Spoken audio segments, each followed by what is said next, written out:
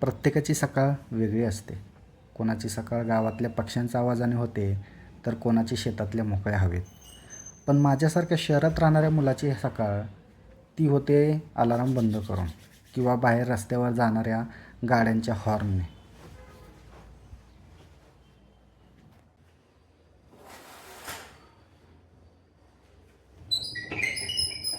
खरं सांगायचं तर मला सकाळी उठल्यावर थोडा वेळ बाहेर बघायला खूप आवडतं.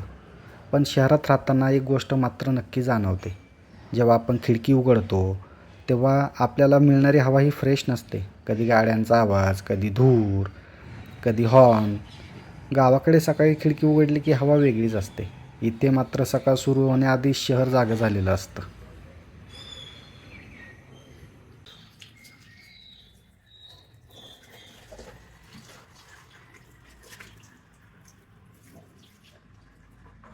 दिवसभर लॅपटॉपसमोर बसून काम करायचं असेल तर कमीत कमी काही मिनटं तरी एक्सरसाइज करणं खूप गरजेचं आहे.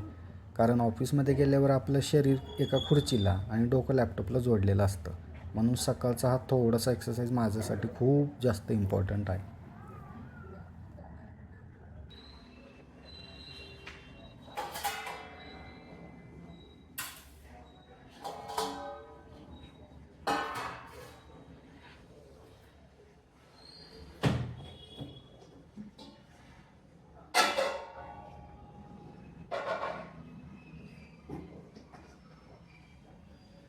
अन्न हे पूर्ण ब्रह्म. एक्सरसाइज झाली की पुढचं महत्त्वाचं मिशन म्हणजे जेवणाची तयारी. शहरात बाहेरचं खाणं कितीही सोपं वाटलं तरी स्वतः बनवलेल्या जेवणाची गोष्ट जरा वेगळीच असते बरं का.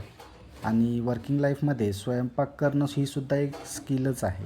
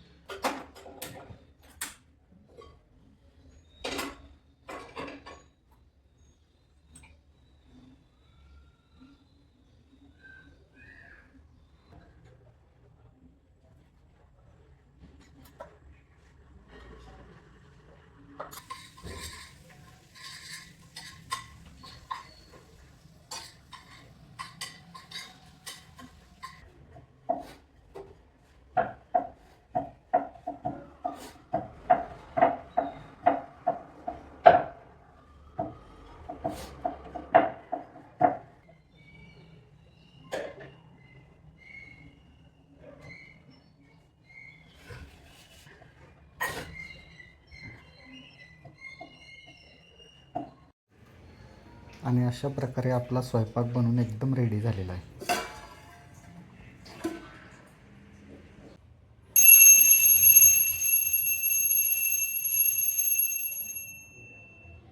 अंघोळ करून माझ्या दिवसाची सुरुवात होते देवपूजेने. दिवस कितीही बिझी असला, कितीही कामं असली तरी काही मिनटं शांत बसणं मला गरजेचं वाटतं. कारण दिवसभर बाहेर कितीही गोंधळ असला तरी मनात थोडी शांतता असणं खूप महत्त्वाचं आहे.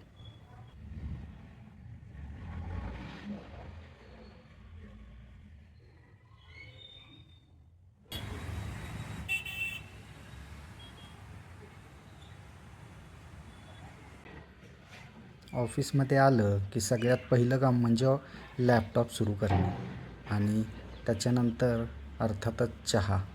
काम सुरू करण्याआधी एक गरम चहा पाहिजेच माणसाला. चहा फक्त चहा नसतो, तर ती एक ऑफिस सुरू झाल्याची ऑफिशियल अनाउन्समेंटसुद्धा असते बरं का.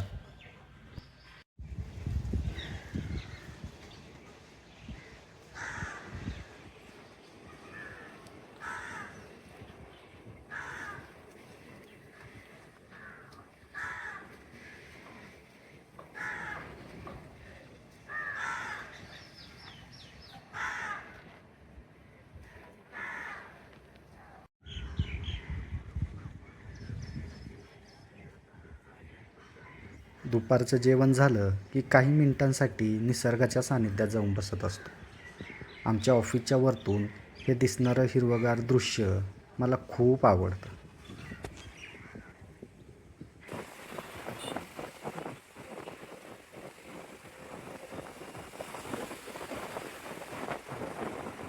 अगदी दिवसभराचं काम आटपून आणि ऑफिसवरनं मी जवळपास 6:30ला निघालो होतो. यायला अर्धा पाऊण तास लागतोच. खूप जास्त पुण्यामध्ये ट्रॅफिक आहे आणि खरं तर म्हणजे ऑफिसपेक्षा दिवसाचा जाण्या येण्यामध्ये जवळपास 2 तास जातात माणसाचे. तोच एक मोठा थोडासा इश्यू आहे पुण्यामध्ये आणि घरी यायला त्याच्यामुळे 7:15 7:30 होतातच. आता पुढचं आपलं जे काय आहे संध्याकाळचं जेवण आपल्याला अजून बनवायचं आहे. पण सकाळच्यासारखं आपण पोळी भाजी किंवा चपाती भाजी आपण बनवणार नाही आहे. थोडासा कंटाळा आला आहे त्याच्यामुळे तांदळाची खिचडी आपण घालतो आहे आणि भरपूर अशा गोष्टी आहेत. आता तुम्ही पाहिलंच असेल दिवसभराच्या ब्लॉगमध्ये की शहरातलं आयुष्य किती धावपळीचं आहे. तसं गावाकडे थोडंसं रिलॅक्स माणूस राहू शकतं. कामं तर सगळीकडेच करायची आहेत. म्हणजे शहरात पण माणूस येतो तर कुठेतरी म्हणजे आपले फ्युचर सिक्युअर करण्यासाठीच जातो आहे. कारण की आयुष्यात जगत असताना पैसा हा खूप महत्त्वाचा आहे. आजच्या काळात तरी खूप महत्त्वाचा आहे. त्यामुळे अशा गोष्टींना तर आता सामोरं जावंच लागणार आहे. काम करावंच लागणार आहे. भले तुम्ही शेतात करा किंवा शहरात करा. काम कुठेही आहे, सुट्टी कुठेच मिळणार नाही आहे. तर चला आता आपण आपला स्वयंपाक आधी बनवून घेऊया आणि नंतर बोलूया.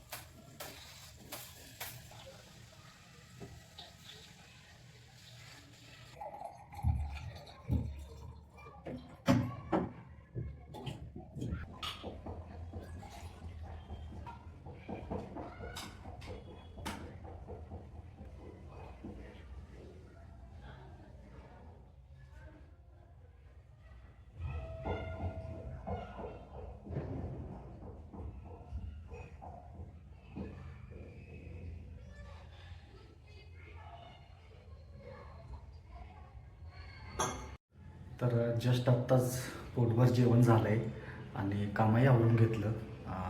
आता थोडासा रिलॅक्स आहे.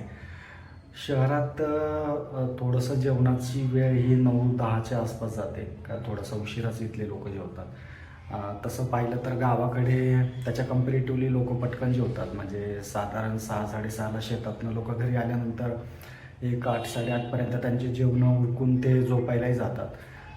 कारण की गावाकडच्या लोकांचं शक्यतो काय होतं ना की शारीरिक वर्कआउट जास्त होतं. दिवसभर कामामध्ये फिजिकल वर्कआउट जास्त असल्यामुळे त्यांचं शरीर थकतं आणि सकाळी परत दुसऱ्या दिवशी लवकर उठून त्यांना आवरायचंही असतं.